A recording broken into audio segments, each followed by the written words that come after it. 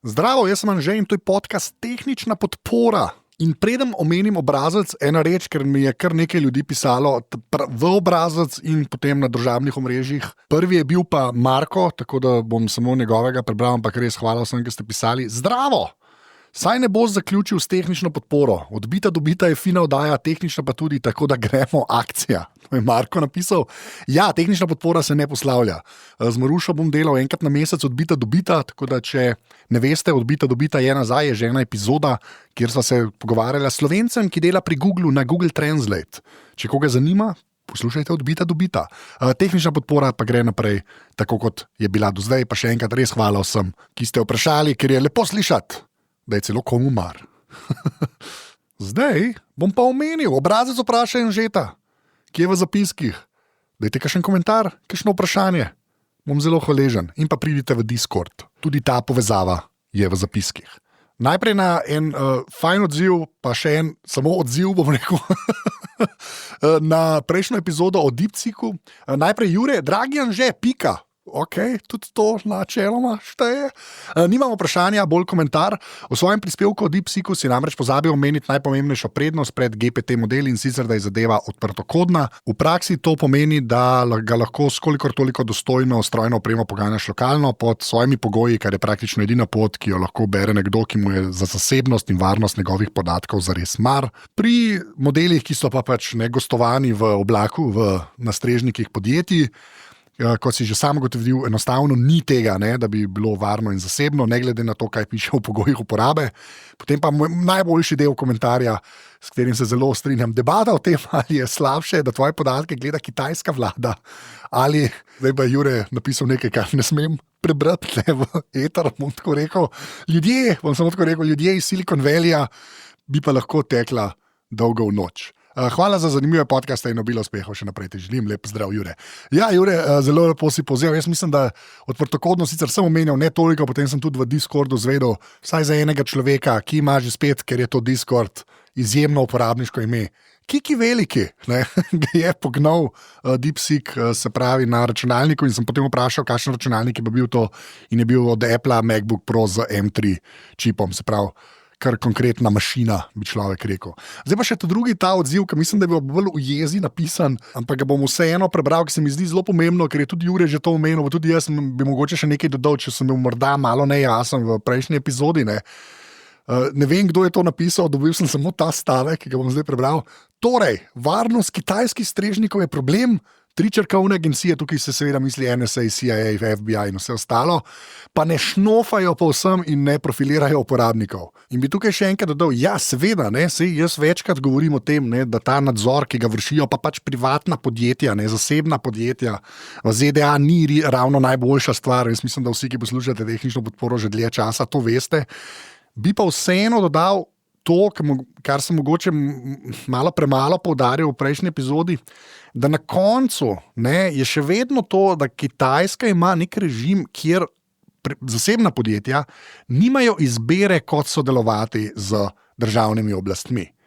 V ZDA pa načeloma, to mislim, da sem tudi zadnjič omenil, ne vem, kdo popravi, če nisem, pa še vedno obstaja neka predpostavka, da gre za demokracijo, da ima sodišča, da so zadeve lahko potem javne, da so neki mehanizmi, kjer se za te reči sploh zve. Zato smo tudi imeli škandale z agencijo NSA in pa kaj je CIA počela in kako so, cela zadeva s Snowdenom in vse tega zdaj ne bom pogrel. Hočem samo reči, na Zahodu obstajajo vsaj mehanizmi, v ZDA bom tako rekel, da se za te zadeve mogoče včasih celo zve.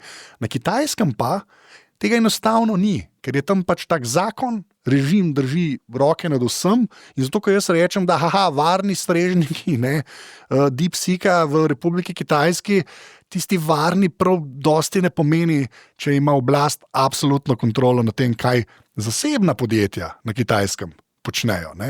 Ta razlika, jaz mislim, da je še vedno obstaja, da je še vedno treba poudarjati, se pa absolutno tudi strinjam, da zdaj reži, da v ZDA strežniki so pa varni, pred dolgimi rokami agencij ameriškega obveščevalnega kompleksa oziroma karkoli je treba reči, pa seveda tudi ni resno.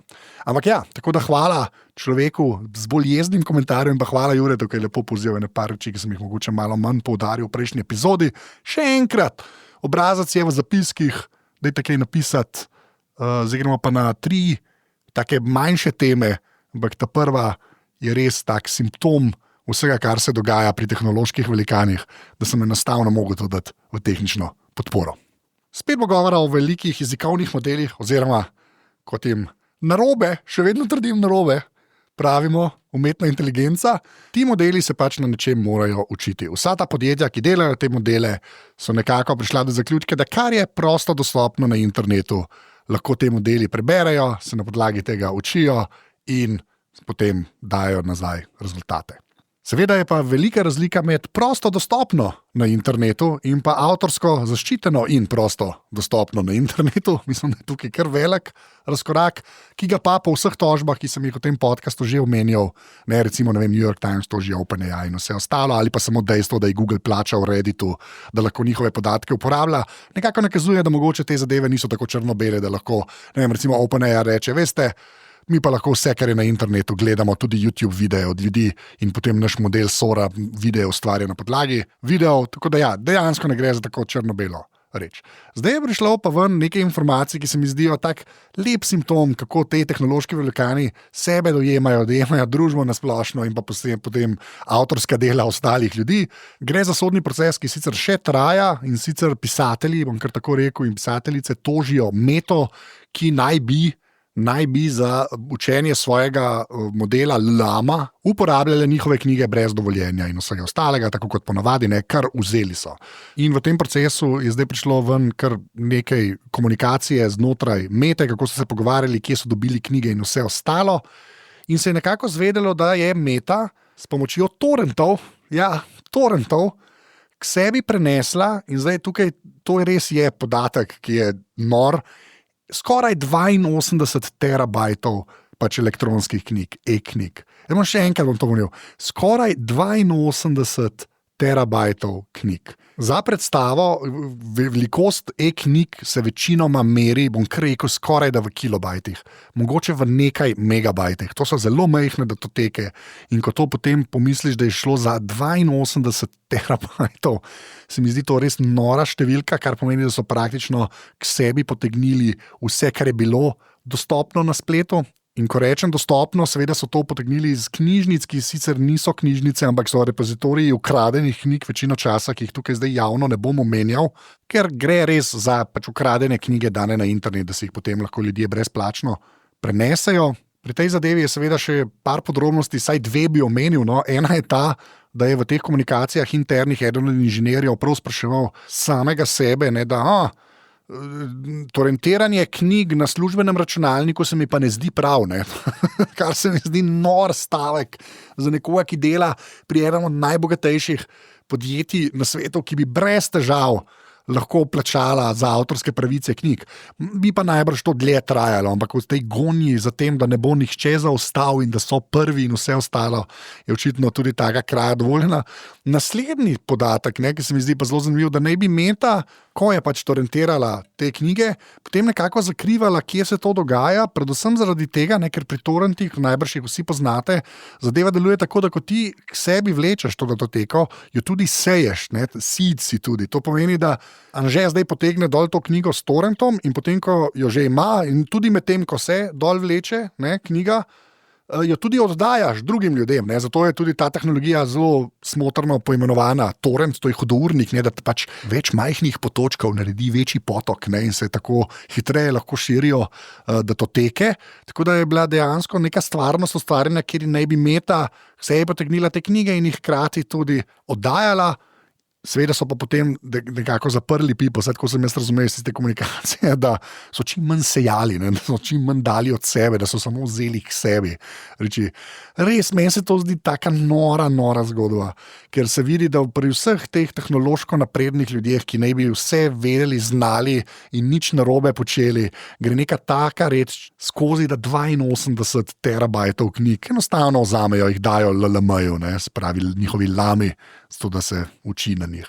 Pri tej zgodbi res skoraj nič ni prav. Je pa res, da ta proces še traja, zato sem tudi uporabljal te besede naj bi, mogoče se pa na koncu izkaže, da nič od tega ni bilo res, ampak glede na to, da so zdaj vam prišli te pogovori interni, bo Meta zelo težko prepričala, da tega ni počela. Od Mete pa k Googlu in Appleu začne se pa z izvršnim ukazom nove administracije oziroma novega predsednika ameriškega Donalda Trumpa, ki je nekako razglasil, da se Mehiški zaliv, ki je mednarodno priznano ime že, zdaj sem prebral, 400 let, preimenuje v Ameriški zaliv. In ker je agencija v ZDA, ki te reči ureja, se pravi geografska imena pod kontrolo predsedniške veje oblasti, sta se na to morala odzvati tudi recimo Apple in Google kot dva največja ponudnika zemljevidov. Preden gremo na to, kakšne spremembe so se zgodile, bi vseeno eno reč omenil, ki se mi zdi zelo pomembna, in to je ta, da ameriški predsedniki nenehno spreminjajo imena stvari, se pravi geografskih lokacij, gora, jezer in vsega ostalega, tudi ni neka nova reč.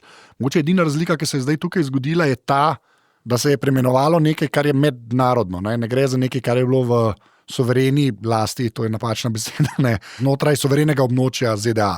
Trump je recimo preimenoval nazaj eno goro na Alaski v goro McKinley, ki je bila prej gora Denali, predtem je bila pa tudi McKinley, ampak je potem Obama rekel, ne, to je Denali, in zdaj Trump rekel, ne, to je McKinley. In je to pač čisto ok, najbrž bo potem, ne vem, kdorkoli bo naslednji predsednica ZDA rekel, zdaj bo pa že spet Denali, recimo, ne. Iskreno, me to niti ne zanima, Amerika se lahko gre svoje zadeve, se bo že rešilo. Pri Mehiškem zalivu gre pa za nekaj, kar je izvan ameriških meja, oziroma gre, seveda je meja tam tudi Amerike, ampak za nekaj, kar je v mednarodni sferi. Mene zdaj politične posledice tega, pa ali je prav, kar Trump dela, ne, to mene sploh ne zanima. Jaz bi tukaj predvsem govoril o to, kako sta na to odzvala, recimo Apple in Google. Tako da smo zdaj v neki stvarnosti, kjer človek, ki je v ZDA in gleda Googleve zemljevide, vidi Ameriški zaliv, če je v Mehiki vidi Mehiški zaliv, povsod druge pa Mehiški zaliv, oklepaj, Ameriški zaliv, zaklepaj. Malo je noro, ne, da zdaj v Sloveniji tudi vidimo ta Mehiški zaliv, oklepaj, Ameriški zaliv, ampak tako sta se dve zasebni podjetji v ZDA odločili prostovoljno in ne zato, ker bi se bali kogarkoli. Ampak to niti ni tako pomembno. Jaz bi tukaj predvsem spomnil, to, kar sem pravkar omenil, da sta to dve zasebni podjetji, ki sta po nesreči, po nesreči mogoče ni ta prava beseda, ampak ki sta nekako postali privzeta zemljevida za cel svet, ker sta na praktično vseh telefonih na svetu, ker sta edini dve podjetji, ki delata resna mobilna operacijska sistema Apple in Google. Tukaj ne gre za nekaj, kar so se vsi geografi sveta zmenili. Noben ne bo šel zdaj popravljati zemljevidov, ki so že natisnjeni in vse ostalo. Jaz bi samo spomnil, da še enkrat gre za dve zasebni podjetji, ki sta se mogli odločiti za to, ker sta se odločili zaradi tega, ker delujeta v ZDA. Mogoče reč, ki sem jo pa najbolj hotel omeniti, pa to, da to ni nič posebnega. Po celem svetu so, meje, poimenovanja, celi teritoriji, ki niso ravno določeni, kjer meja ni določena, kjer se kregajo o imenih in vsem ostalem.